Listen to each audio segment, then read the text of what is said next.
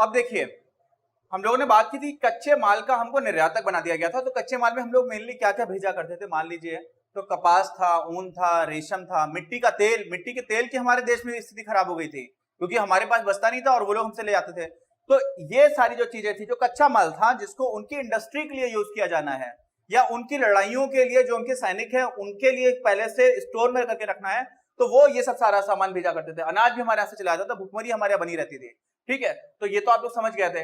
अभी एक दो चीजें और हैं कि जैसे मैंने बताया कि चीन का इतनी ज्यादा प्रगति हुई, उसमें वहां के निर्यात का बहुत बड़ा रोल है। उन्होंने इतना कुछ एक्सपोर्ट किया, एक्सपोर्ट बोलते हैं ना, कई लोग हैं हमारी मूवीज में, कॉमेडी मूवीज भी होती है जिसमें इस तरह की बात आती है कि अरे इनका इंपोर्ट एक्सपोर्ट का बिजनेस है। तो इंपोर्ट एक्सपोर्ट क्या होता है? इंपोर्ट का मतलब होता है आयात, आप बाहर से कुछ मंगा रहे हो, और एक्सपोर्ट का मतलब होता है कि आप अपने देश से बाहर कुछ भेज रहे हो या वहां पर भेज करके बेच रहे हो, है ना। तो वो हो जाता है इंपोर्ट एक्सपोर्ट, तो वो हो जाता है आयात निर्यात। ये सबको पता होगा, अगर नहीं पता है तो एक बार फिर से देख लीजिए। ये तो बहुत ही कॉमन, बहुत ही आसान टर्म है और बहुत ही महत्वपूर्ण भी है। ये इंपोर्ट का मतलब होता है आयात। देखो याद रखो, आयात मतलब जो आया तो वो आयात हो गया। ठीक है, आप आया याद रखेंगे तो उससे आयात आप कभी भूलेंगे नहीं। और उल्टा जो है उसका वो हो जाता है निर्यात। क्या हो जाता है? निर्यात। ठीक, अच्छा, अब जब हम लोग बाहर कुछ भेज रहे हैं, कुछ भी भेज रहे हैं, मान लीजिए हमारे यहाँ से कुछ भी जा रहा था, कच्चा माल ही जा रहा था, लेकिन उसके बदले हमें पैसे तो मिलते होंगे, है ना। तो उस पैसे से कुछ तो अच्छा होना चाहिए था। अब यहां पर भी आप देखेंगे कि किस हद तक आर्थिक रूप से शोषण करने वाले लोग थे अंग्रेज। उन्हीं के अधिकारी हमारे यहाँ पर बैठा करते थे। जैसे हमारे एक बहुत ही महान क्रांतिकारी थे जिनको हम लोग नेताजी के नाम से जानते हैं, सुभाष चंद्र बोस। उन्होंने इंडियन सिविल सर्विसेज का एग्जाम उस टाइम पर आईसीएस बोले करते थे, जिसको आज हम लोग आईएएस बोल देते हैं। तो उसी का एक तरह से नाम बदल गया है। तो इंडियन सिविल सर्विसेज के एग्जामिनेशन में उनकी चौथी रैंक आई थी, उन्होंने टॉप किया था एक तरह से। और उनके उस समय पर जो भी हमारे अधिकारी होते थे ज्यादातर अंग्रेज लोग ही रहते थे, क्योंकि भारतीयों को तो पढ़ने के लिए भी जगह नहीं थी और कई बार तो भारतीयों को इंग्लैंड में जाकर के पेपर देना पड़ता था। अभी आज सोचिए कि कितने भारतीय जो इंग्लैंड जा पाते हैं, और उस समय कितना ज्यादा कठिन होता था। ठीक है, तो होता क्या था कि हम लोग के लिए कहने को वो परीक्षा शुरू कर दी गई थी, लेकिन इतनी कठिन थी कि हम 19 साल की उम्र कर दी गई थी। पहले 22 साल की थी, फिर 21 साल की, फिर 19 साल की, अधिकतम उम्र। उससे कम उम्र में आपको वो पेपर क्वालिफाई कर लेना है, कैसे कर पाओगे, है ना। जबकि यहाँ पर इतनी गरीबी, इतनी अशिक्षा है। आजादी के समय लगभग 16% के आसपास हमारे यहाँ पर साक्षरता दर थी। वो मैं अगले वीडियो में आपको बताऊंगा उसके बारे में डिटेल में। लेकिन अभी क्या है कि आपको ये समझ में आना चाहिए कि उनके जो अधिकारी हुआ करते थे, बाप रे बाप, बड़े बड़े बंगले हैं उनके पास। और उनका जो सबसे बड़ा इंसान, जो सबसे बड़ा अधिकारी पूरे देश में था, उसको बोलते थे हम लोग वायसराय। और वायसराय के बंगले में मालूम है आपको, बहुत सारे लोग ऐसे थे जो चिड़िया उड़ाने के लिए रहते थे। चिड़िया उड़ाने का काम था उनके यहाँ पर, आप समझिए। और इतने सारे लोग ये कैसे कर पाते थे? क्यों? क्योंकि उनके क्या था, नवाबशाही चल रही थी। तो भारत में एक शब्द है नवाब, हमारे यहाँ पर हिंदू और उर्दू दोनों में हम लोग उसको उपयोग करते हैं।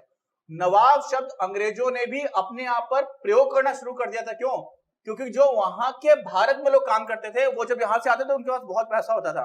कई बार लूट खसोट का पैसा होता था, जो वहां के व्यापारी थे। और कई बार जो वहां के यहाँ पर अधिकारी रहे थे, उनको भी बहुत महंगी महंगी, खूब बड़े बड़े बंगले दे दिए थे, बड़े बड़े घर बना करके दे दिए थे, और बहुत ज्यादा सैलरी दी जाती थी, उनकी तनख्वाह बहुत ज्यादा रखी जाती थी। और उस तनख्वाह का पैसा कहां से आता था? हम ही भारतीयों से। वही जो चीज हम निर्यात कर रहे हैं, उसके बदले में जो हमारे देश को सोना और चांदी मिल सकता था, हमें वो भी नहीं मिला। क्योंकि उन्हीं के लोगों को, आप सोचिए कितनी अजीब बात है कि हम लोगों ने हमारे ही शोषण करने के लिए जिन लोगों को नौकरी पर रखा, वो हम ही से पैसा निचोड़ रहे हैं और हमारा शोषण कर रहे हैं। ये किया था अंग्रेजों ने हमारे यहाँ पर। समझ में आया आपको? तो इस तरह से जो विदेशी व्यापार है वो पूरा का पूरा डिस्टॉर्ट हो गया, उसकी पूरे स्वरूप संरचना बदल गई, उसका आकार बदल गया।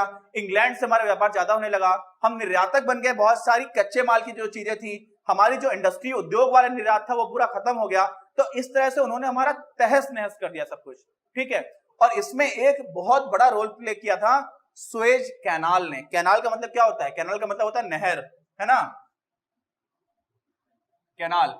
अभी हमारे यहाँ पर एक इंदिरा गांधी कैनाल है राजस्थान में रेगिस्तान है बहुत सारा, और वहां पर पानी की बहुत कमी रहती है। तो एक कैनाल है जो हरकी बैराज से निकलती है, उस कैनाल की वजह से राजस्थान के बहुत सारे जिलों को बहुत पानी मिल पाता है और उनका काम चल रहा है। ऐसे ही दुनिया में एक सबसे बड़ी कैनाल बनाई गई थी सुएज कैनाल के नाम से। क्या नाम था उसका? Suez, SUEZ canal. इसका मतलब हिंदी में क्या लिखेंगे? सुएज। नहर। देखो ये जा के बाद मैंने यहाँ पे नुक्ता रखा है, ये डॉट जो लगाई ना इसको बोलते हैं नुक्ता। ठीक, इससे क्या होता है, ये वैसे तो इसको जा पढ़ोगे, ऐसे पढ़ोगे जा। ठीक है, तो ये जा है, सुएज नहर। ठीक, अब सुएज भी पढ़ दोगे तो इतना दिक्कत की बात नहीं है, लेकिन ये हिंदी भी मैंने थोड़ा सा बता दिया। तो ये क्या है, इस पर कैसे इसने प्रभाव डाला, इसी वीडियो में हम इसको भी देखेंगे। तो देखिए, हम लोगों ने बात की थी सुएज कैनाल की। ये जो भी हमारा है, ये जिसको मैं कर रहा हूं, ये है मेडिटेरेनियन सी। इसको हम लोग हिंदी में बोलते हैं क्या, भूमध्य सागर। क्या बोलते हैं, भूमध्य सागर। ठीक है, और जो इसके जस्ट बगल में है, जहां से इसको ये जोड़ रहा है, यहां से ऐसे बहुत पतली सी जो काला काला किया हुआ है, जब इसी मैप को मैं बड़ा करूंगा ना तो आपको दिख जाएगा। उसके बाद से ये है रेड सी, इसको बोलते हैं हम लोग हिंदी में लाल सागर। क्या कहते हैं, लाल सागर। अब देखिए हुआ क्या था ना, पहले क्या होता था, पहले ये नहर थी नहीं, तो जब ये नहर नहीं थी तो क्या हालत हुआ करती थी, तो ये हालत होती थी। अब इसी में यहाँ पर ये है आपका पुर्तगाल। तो सबसे पहले भारत में पुर्तगाली आए थे, आपको याद है ना, क्या नाम था उसका, वास्को डी गामा। तो वो यहीं पुर्तगाल से आया था, इसको इंग्लिश में बोलते हैं पोर्टुगल।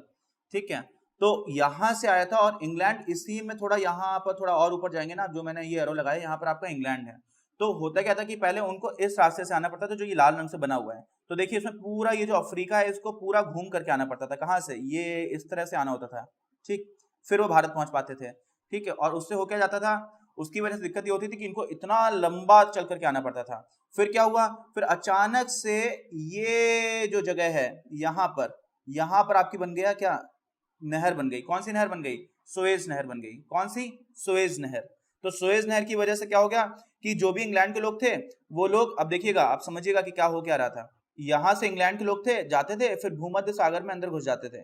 फिर अंदर घुसने के बाद से यहाँ से नीचे नीचे नीचे नीचे होते होते यहाँ से ऐसे करके भारत पहुंच जाते थे। तो क्या हो जाता था कि जो रास्ता पहले ये था इतना लंबा, वो पूरा रास्ता इतना सा छोटा हो गया। तो इससे क्या हुआ कि इससे जो अंग्रेज थे वो भारत बहुत जल्दी आ जा सकते थे, और इस वजह से क्या होने लगा कि इस वजह से उनका जो भारत पर नियंत्रण था वो और ज्यादा मजबूत हो गया। ठीक, तो ये देखिए, ये रहा अपना प्यारा भारत, और यहाँ पर ये रहा आपका इंग्लैंड। तो इंग्लैंड से वो क्या करते थे, ऐसे घूम करके आए, यहाँ से घुस गए भूमध्य सागर में। भूमध्य सागर के बाद से इधर से जाते जाते जाते ये इसी नहर की वजह से, जब ये नहर नहीं थी तो बहुत दिक्कत होती थी।